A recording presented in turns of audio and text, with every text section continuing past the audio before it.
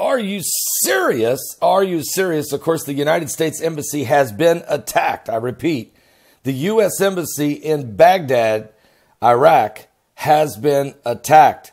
Thousands of protesters converged on the U.S. Embassy, breaking down the gates, setting fires, and vandalizing outside. There's evacuations underway to get U.S. diplomats out of there. They've locked themselves inside the building. President Trump is blaming this on Iran. I repeat, President Trump is blaming the attack on Iran after the supporters of Iran-backed militia and militias stormed the U.S. Embassy in Baghdad. And here's what Trump said in a tweet this morning. He said, Iran killed an American contractor, wounding many. We strongly responded and always will. We strongly responded and we always will. And that's true. That's what he did. Now Iran is orchestrating an attack on our U.S. Embassy in Iraq. They will be held fully responsible. In addition, we expect Iraq to use its forces to protect our embassy. And so you're notified. This is huge, guys. Protesters breached the embassy last night following the U.S. Early this morning, the U.S. airstrikes against Hezbollah, which came in response to an attack on the Iraqi military base that killed an American contractor, and Hezbollah denied involvement in it. But according to reports, the spokesperson for the militia said it would erect tents outside of the embassy and not leave these tents until the embassy and the ambassador leaves Iraq. Well, this unprecedented breach of the U.S. Embassy, as one of the worst attacks on an embassy in recent memory, reported that the embassy's main doors were smashed, the reception area was set on fire, and the protesters hurled stones over the compound wall. And according to the Associated Press, the protesters were joined by some commanders of the militia factions that are loyal to Iran. The Wall Street Journal is also reporting this. So is the New York Times even. Some protesters identified themselves with fatigue and badges as members of the Hezbollah militia. And Hezbollah is a radical terrorist organization, mostly in southern Lebanon, that hates Israel with a passion, with hundreds of thousands of rockets ready to be fired at Israel at any time. This thing could blow sky high, guys. And then the President Trump then said, also defending the recent airstrikes while waiting on the U.S. expects Iraq to use its forces to protect their embassy.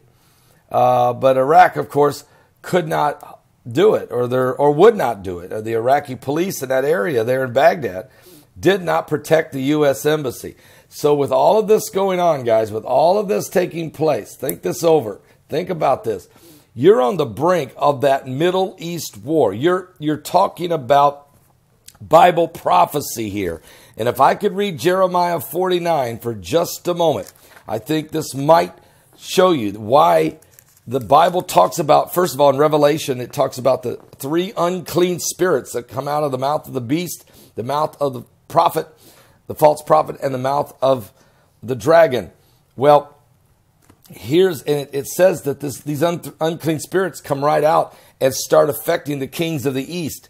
Now, Jeremiah plainly prophesies the demise of Iran or an Iranian regime. Here's what it says in Jeremiah 49:35. Thus saith the Lord of hosts, behold, I will break the bow of Elam. Now, Elam is Iran. Okay, Elam is Iran. In the Bible, Iran is called Persia in the book of Daniel, but it's referred to as Elam by the prophet Jeremiah. I will break the bow of Elam, the chief of their might. And upon Elam, or Iran, will I bring the four winds from the four quarters of heaven, and it will scatter them toward all those winds. And there shall be no nation, whether the outcast of Elam shall not come, So the refugees will flee to every nation in the world from Iran. For I will cause Iran, or Elam, to be dismayed before their enemies and before them that seek their life. And I will bring evil upon them, even my fierce anger, saith the Lord. And I will send the sword after them till I have consumed them. And I will set my throne in Elam, or Iran, and I will destroy from thence the king and the prince, saith the Lord. When's he going to do this? But it shall come to pass in the latter days that I will bring again the captivity of Elam, saith the Lord. So this prophecy of 3,000 years ago in Jeremiah 49 has yet to be fulfilled. But you may be getting ready to see the beginning process. Meanwhile, you have to keep an eye on Persia, because Persia, or Elam, or Iran, is also one of the nations in Ezekiel 38 that attacks Israel. So I think you're starting to see all those pieces now starting to come together in what is the end times, or the last days. Give your life to Jesus Christ. This is a prophecy alert. We're running out of time.